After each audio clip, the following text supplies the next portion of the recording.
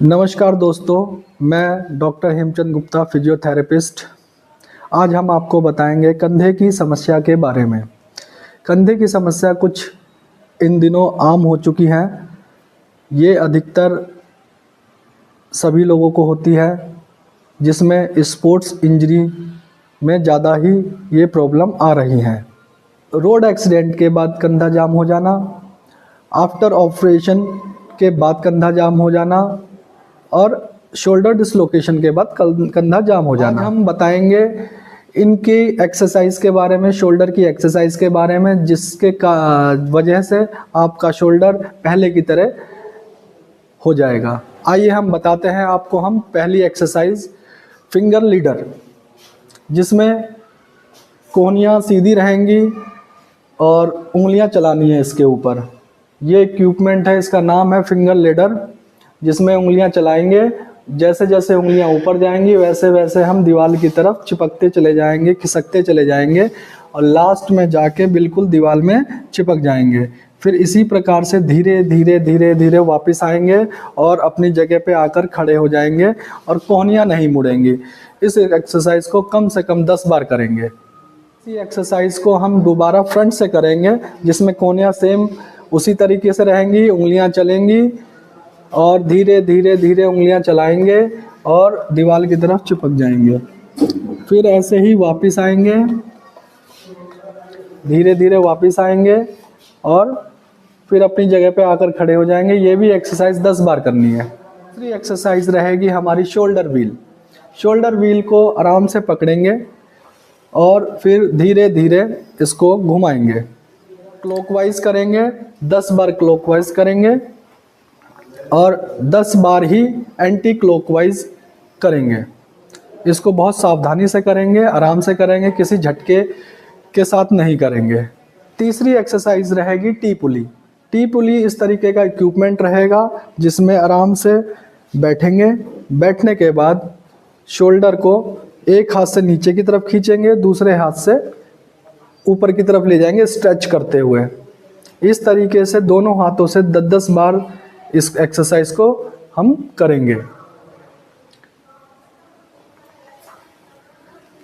इस तरीके से इससे बहुत रिलीफ मिलेगा। इसमें दूसरी एक्सरसाइज रहेगी पेंडुलम सर्किल।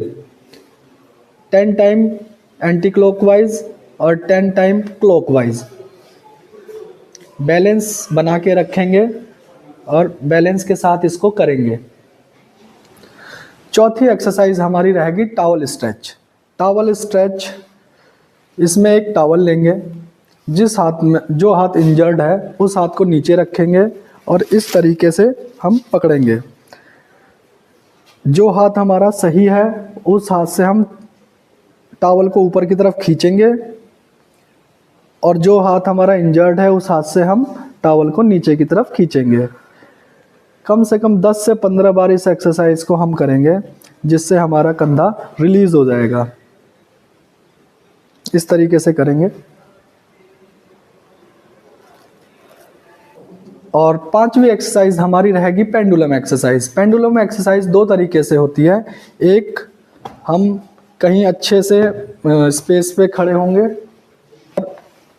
अपने हाथ को पेंडुलम की तरह, जैसे घड़ी की सुई है उस तरीके से हम स्ट्रेच करेंगे।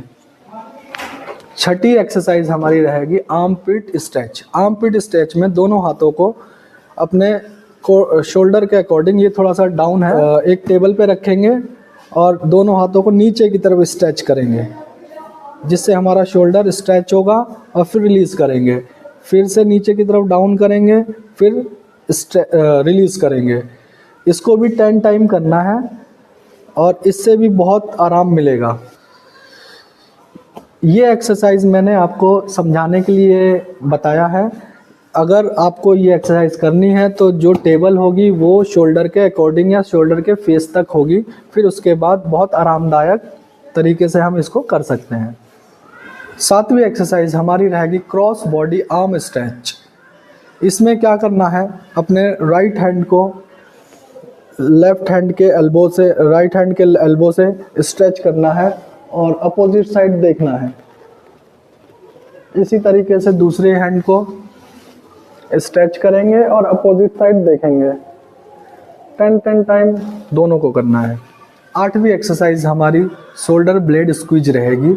इसको इस तरीके से करना है, दोनों हाथों को बराबर में लेके आएंगे इस तरीके से और अपने कंधों को पीछे की तरफ खींच कर ले जाएंगे, स्ट्रेच करेंगे। जो हमारे दोनों स्कैपुला हैं लगभग आपस में मिलेंगे।